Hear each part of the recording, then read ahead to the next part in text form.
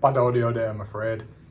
It's going to be pretty echoey. I assume because I left my headphones at home, thinking I wasn't going to do this video here. I was going to do it this evening on the way home, where I'm going to be picking up not one, but two Optimus Prime Hot Wheels carded in pristine condition, apparently, from clearly a scalper because he's got 4 of them, which is annoying, but it means I get one and the little one gets one.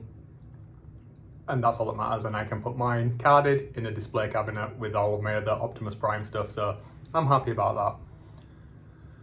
Last night then, I watched Killer of Killers, the new animated Predator film that's canonically set inside of the Predator universe. This is indeed fantastic. Directed by Dan Trachtenberg, the guy that directed Predator Prey, which is one of the best films I've seen in a long time. It was fantastic. What did I think of this film then? Well, let me tell you, I had high expectations and they were met. I really enjoyed it. Anybody that's put off because it's animated, then you're just being daft at this point. It's really good. You need to watch it. It's set into 3 acts, or 3 different stories that lead to the final act.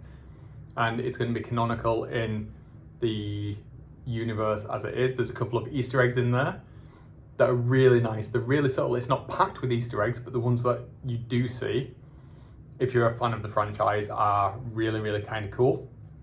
How it elaborates on the Yautja culture, I really liked. There's a whole lot to unpack about this film, from its art style, its direction, to how Dan Trachtenberg, I think that's how you pronounce his name, use of language, or almost lack of, is very interesting in the 2 films we've seen to date. Now, this is going to flow into Predator Badlands, even though they are set adjacent to each other. So they're not sequential, but they are set inside of the same universe and the same timeline, which is really interesting.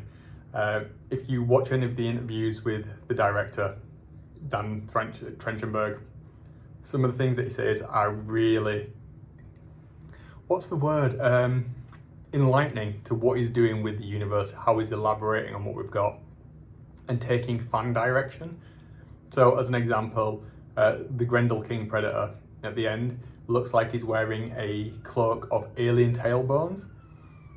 He said that it's not canonically, so he's not saying, yes, these are xenomorph tails, but he's also saying they're not xenomorph tails, which is nice because in Badlands, we clearly see a link between Aliens and the Predator universe in the inclusion of the main character being an android and being made by Weyland-Yutani. So, we've got that tie to the Aliens universe. All of this is really good for me. I love this kind of thing. So, yeah, I'm probably going to talk more about this over the next couple of days because I think there's a lot to unpack in those 3 different stories, and I don't want to give too many spoilers. So, yeah, I'll perhaps talk about it loosely over the next few days. But for now, I'm going to leave it there, get my head back into work. Obviously, I'm back into routine, and I'm happy about that because this has not been the best 2 weeks off I've ever had. Yeah, but I'm going to leave all that behind me now and crack back on with life. So yeah, see you on the other side. Catch you tomorrow. Have a good one. See you later.